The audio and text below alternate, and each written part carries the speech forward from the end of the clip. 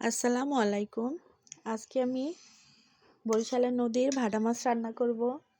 এই মাছটাকে বরিশালের ভাটা মাছ বলে নামকরণ হয়েছে। আপনারা কি নাম বলেন আমাকে কমেন্টে জানান। আমি মাছগুলোকে কেটে ধুয়ে পরিষ্কার করে হলুদ আর লবণ মাখিয়ে নিয়েছি। এরপরে একটা কড়াইয়ে তেল দিয়ে দিচ্ছি।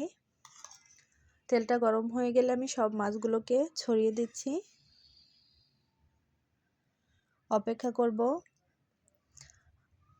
ভাজার জন্য, লাল লাল করে ভাজার জন্য। এরপরে আমি অন্যদিকে একটা কড়াইয়ে তেল দিয়ে দিচ্ছি, সরিষার তেল, আর দিয়ে দিচ্ছি 1 টেবিল চামচ পেঁয়াজ বাটা, হাফ টেবিল চামচ আদা বাটা, 1 চা চামচ, হাফ টেবিল চামচ রসুন বাটা আর 1 চা চামচ আদা বাটা।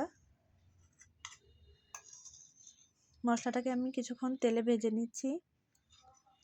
এরপরে আমি 1 চা চামচ মরিচ গুঁড়ো, হাফ চা চামচ হলুদ গুঁড়ো, স্বাদ মতো লবণ দিয়ে 1 কাপের মতো পানি দিয়ে দিচ্ছি। এই পানিতে আমি মশলাগুলোকে কষিয়ে নিচ্ছি। কষানো হয়ে গেলে সেদ্ধ হওয়ার জন্য 2 কাপ পরিমাণ পানি দিয়ে দিচ্ছি।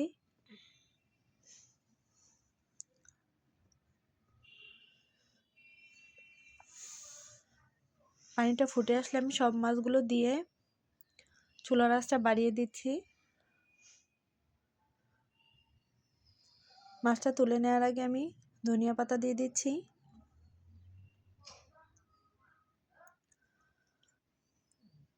এই যে আমার মাছ রান্না হয়ে গেছে। এভাবে রান্না করলে এই মাছটা অনেক স্বাদ হয়।